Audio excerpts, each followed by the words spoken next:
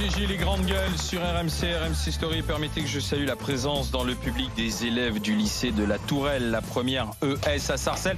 Jeunes gens, je vous demande de vous lever. Allez-y, levez-vous s'il vous plaît. Où sont-ils les élèves qu'on voit? Allez, levez-vous, qu'on vous voit. Voilà, la relève, la jeunesse qui est là. Passez une bonne émission avec nous. Et si, comme ce lycée, vous voulez assister au show des GG, ce n'est pas compliqué. Vous composez le 06 60 61 00 60, 06 60 61 00 60, et vous venez passer ces 3 heures de grande gueule avec nous. Le monde de Macron maintenant, s'il vous plaît. RMC, les grandes gueules. Ce que je veux, c'est que vous alliez le faire gagner. Le monde de Macron. Vive la République, vive la France. Dans le monde de Macron, on a de drôles d'histoires qui continuent, cette fois-ci du côté de la France insoumise, avec un des candidats qui était sur la liste pour les élections européennes, Thomas Guénolé, qui est aussi professeur à Sciences Po, qui se retrouve pris dans un tourbillon d'accusations, et la France insoumise règle ses comptes avec lui. Oui, Thomas Guénolé n'est plus le 14e de la liste France insoumise aux européennes. Il s'est débarqué tout seul, c'est ce qu'a dit ce matin Manon Aubry chez nos confrères d'RTL, la tête de liste. Alors pourquoi ? Parce que la veille, la France insoumise a annoncé que Thomas Guénolé avait fait l'objet d'un signalement par une militante pour harcèlement sexuel. Alors lui, il s'est tout de suite défendu en disant que c'était des méthodes staliniennes et en fait qu'on s'était servi de cela pour se débarrasser de lui. Et il a d'ailleurs, dans un communiqué, critiqué fortement Jean-Luc Mélenchon, ses méthodes, en expliquant que finalement tout était aux mains de Mélenchon et de Sophia Chikirou. L'appareil central fonctionne comme une toile d'araignée, des cercles de plus en plus étroits, jusqu'à Jean-Luc Mélenchon au centre qui, in fine, décide de tout ce qui compte en symbiose avec Sophia Chikirou. Voilà ce que dit Thomas Guénolé. Règlement de compte au sein de la France insoumise. Parallèlement, il y a aussi des bisbilles au sein du média qui est le média proche sur Internet de la France insoumise, où là aussi des gens sont virés, s'accusent. Voilà. Qu'est-ce que vous en pensez de cette drôle d'ambiance à la France insoumise et plus généralement dans ce camp de la gauche de la gauche? Non, mais d'abord, c'est le propre de la politique. Les réactions sont différentes, mais c'est le propre de la politique. N'importe quel appareil politique subit ce genre de, entre guillemets, trahison, accusation, mensonge. La politique concentre à elle toute seule j'allais dire, en concentrer tout ce que peut avoir l'humain. C'est-à-dire qu'on est capable de mentir. Donc là, ce qui est incroyable, c'est que c'est tous quand ça vient de gens qui donnent souvent des voilà, tous ces militants, et ça me fait penser au communisme, ça me fait penser aux prêcheurs religieux, à tous ces gens qui vous disent priez, le plat de riz va arriver tout à l'heure. Bon, bah voilà, c'est un peu ça, quoi. C'est une espèce de gourou qui explique aux gens que ils sont une poignée à détenir une espèce de vérité, une espèce d'anesthésie générale des gens pour leur dire que ils détiennent la vérité pour les sauver. Bah là, voilà. Ça met un coup. Alors je n'ai pas cherché à savoir si Guénolé ment ou pas, si la France insoumise est gérée comme ça ou pas, parce que de toute façon c'est un espèce de chaudron pas très propre, mais c'est pas le seul. Donc mais ça produira rien. Alors Daniel Simonet, qui est aussi une France insoumise, estime que les faits visés avaient eu lieu avant que Thomas Guénolé, qui d'ailleurs a chroniqué sur RMC pendant une saison, ne rejoigne les insoumis. Donc eux ils disent c'est une affaire d'harcèlement sexuel. Après, lui, il parle de règlement de compte, mais qu'au départ, il y a une affaire d'harcèlement sexuel. Non, ce qui me fait doucement rire là dans cette histoire, c'est qu'on entend simulacre de démocratie, on entend il est seul et c'est lui qui prend toutes les décisions, on entend autocratie. Il y a quelques mois, c'est de Macron dont on parlait quand on utilisait ce champ lexical. Donc Ils sont tous pareils. Voilà, ça fait la démonstration que effectivement, ce sont les guerres internes qu'on peut avoir à chaque fois qu'on est dans les partis politiques. Dans les partis politiques, à chaque fois qu'il y a un enjeu électoral. Donc Thomas Guénolé se défend comme il peut. Lui prétend que c'est une rumeur sur laquelle on s'appuie. Après, il est présumé innocent. Oui, bien sûr. Jusqu'à ce qu'on fasse preuve de sa culpabilité. Attention aussi, dénonciation calomnieuse. Oui. Il y en a eu aussi. Mourad, Bien sûr. Ça t'inspire pas grand-chose. Non, mais qu'est-ce que vous voulez que je vous dise? D'abord, c'est que Jean-Luc Mélenchon, il défend le RIC, ça serait bien qu'il applique déjà dans son propre parti, parce que pour l'instant... Le RIC à la France insoumise. Oui, ça serait pas mal, c'est ce qu'il défend. Mais non, mais moi je me rends compte en fait que ces partis qui sont anticapitalistes, anti-tout, je veux dire, ils sont comme tout le monde. Je veux dire, le média, ils ont licencié. Le média, ils ont fait travailler des gens 60 heures en payant 35, parce qu'ils pouvaient pas les payer sur 60 heures, parce que sinon ils explosaient leur compte. Voilà, dès qu'ils sont dans le monde réel, ils n'appliquent pas les versets qu'ils nous lisent issus de leur dogme. Parfois, ils se comportent même moins bien. Il peut arriver qu'ils se portent. Et moi, je peux vous dire que dans des syndicats, je le nommerai pas, j'ai connu des gens qui travaillaient au noir dans des syndicats. Je rappelle que les abus, par exemple, à propos des intermittents, les abus à propos, dont d'ailleurs les intermittents eux-mêmes sont victimes, sont plus nombreux dans le service public que dans le privé. Hein. C'est vrai. Puisque tu parles du monde réel, aujourd'hui, vous verrez sûrement des reportages, j'entendrai des interviews. Il y a un mouvement social au sein des hypermarchés, des grandes surfaces. Alors ça touche Carrefour et Auchan, si j'ai bien compris, essentiellement parce que 10 000 emplois ont été supprimés dans la grande distribution dans l'année 2018. Le secteur se transforme et c'est la CGT qui appelle à des actions en disant le secteur se transforme, qui souffre?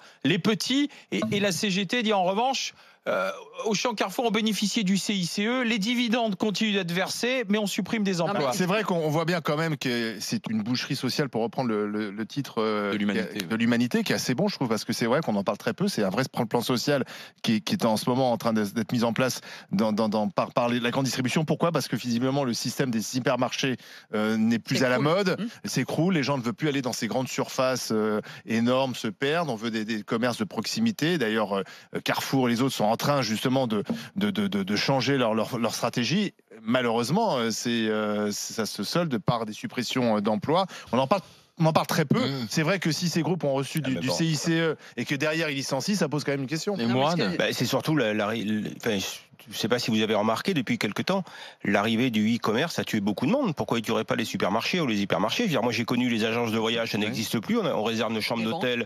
J'ai connu les banques il y a sont en train de souffrir aussi. Les librairies, c'est quasiment terminé aussi. Je veux dire, il y a le e-commerce, le numérique a tué beaucoup de professions et les hypermarchés, je suis désolé, ils vont y passer. Il y a un autre modèle qui va s'installer. C'est le sens du travail.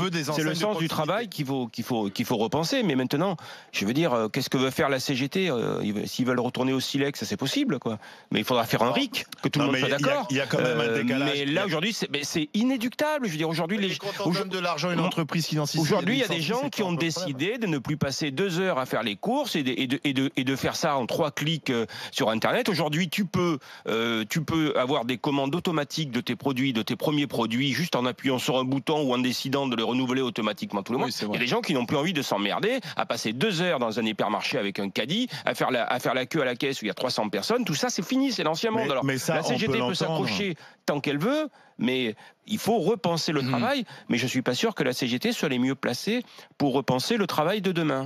Alors là, on peut entendre peut-être celui d'avant-hier. Dans la polémique qui nous intéresse là, ça parle aussi de l'automatisation, l'arrivée de l'intelligence artificielle. Il y aura plus de chef de rayon, ça va être une machine qui va faire c'est déjà le cas, à la place des individus, qui va gagner un temps considérable. Mais tout ça, normalement, ça aurait dû être prévu de manière à ce que ces personnes qui occupent ces postes soient formées pour en faire d'autres. Moi, je le dis clairement. Faut-il qu'il y en ait d'autres? Je le dis clairement. Faut-il qu'il y en ait d'autres? C'est sûr.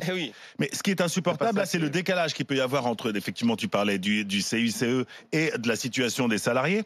Moi, je le dis, la plus belle opération une des plus belles opérations que ma boîte a fait, c'était quand même pour fêter l'anniversaire de Carrefour Monde, où l'entité a quand même réservé le Phénix avec énormément de budget de décoration sur l'hippodrome de Longchamp, avec notamment un espace apéritif qui avait coûté vraiment des sommes considérables, dans laquelle ils sont restés 1 minute.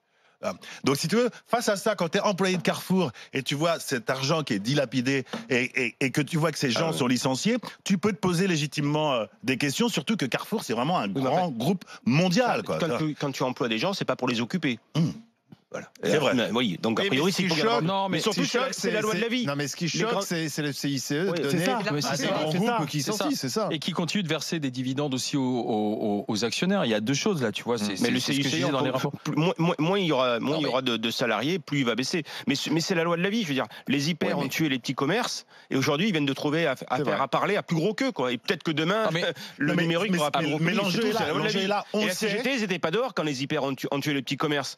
Mais Morad, ça c'est une vérité, c'est une certitude. En revanche, c'est pas une surprise. Ça veut dire qu'on sait que à échéance de 10 ans, avec l'intelligence artificielle, on va se retrouver de manière générale dans le monde du travail confronté à cette problématique. Donc, et ça fait déjà 30 ans qu'on en parle. Non, mais on y est aujourd'hui. On y est. Oui, mais la seule question, c'est qui va tuer la c'est CGT. demain. On attend, on espère. Il y a c'est toujours demain. personne. Non, mais le problème, c'est pas la CGT. Qu'est-ce qu'on fait?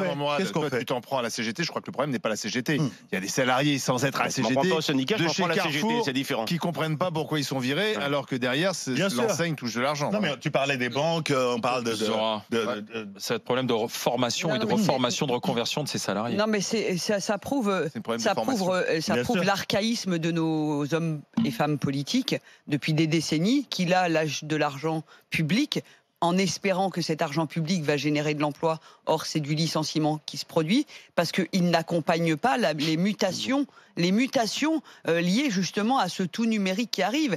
Mais si le tout numérique arrive, il y a aussi le tout proximité qui arrive et le tout occasion. On va dire que la consommation de produits, comme on appelle dans certains pays de deuxième choix, est en pleine explosion. Le commerce de proximité où les gens se disent j'ai pas envie de remplir mon frigo à bord, ça ne me sert à rien si j'ai 2 yaourts, une salade et 2-3 trucs, ça me suffit. Il y a aussi une autre façon de vivre. Là, tu parles de gens qui ont le choix. Non, mais il y a une autre façon de. Oui, d'accord. Mais non, c'est pas ça.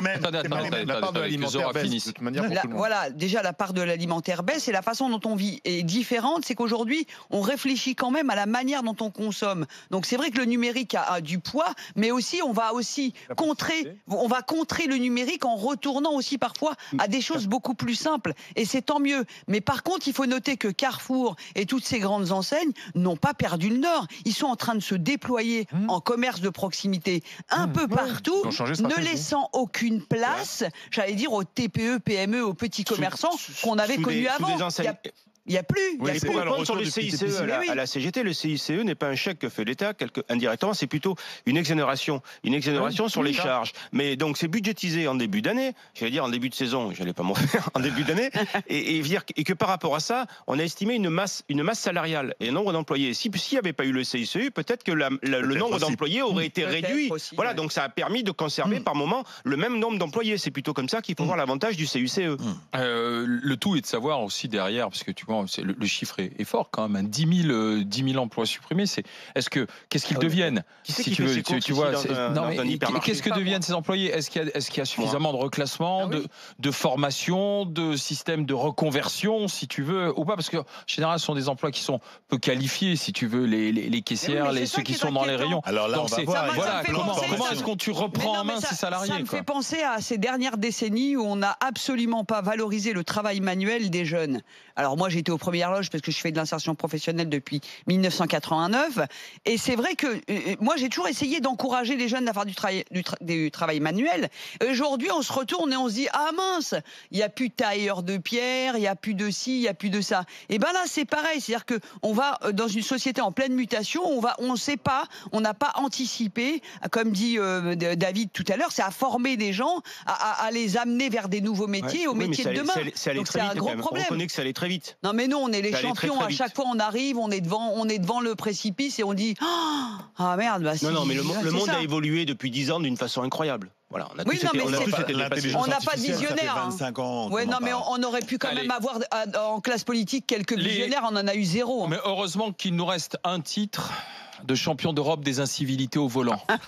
Ça, quand même, dans ce monde en pleine restructuration, en pleine mutation, on va bien en profiter. Il y a une constante, les Français sont... Il est chez nous, les Français sont champions d'Europe de l'incivilité au volant. On conduit mal, et non seulement on conduit mal, mais on insulte, on engueule l'autre, parce que nous sommes toujours persuadés d'être meilleurs conducteurs de l'autre. C'est l'enquête grande gueule, et vous allez voir comment ça se passe dans les autres pays européens. Mais la question est de savoir, c'est comment est-ce qu'on essaie de changer? Est-ce que c'est uniquement par la répression, la verbalisation ou l'éducation? À tout de suite avec les GG au 32-16. RMC, 9h midi, les grandes gueules.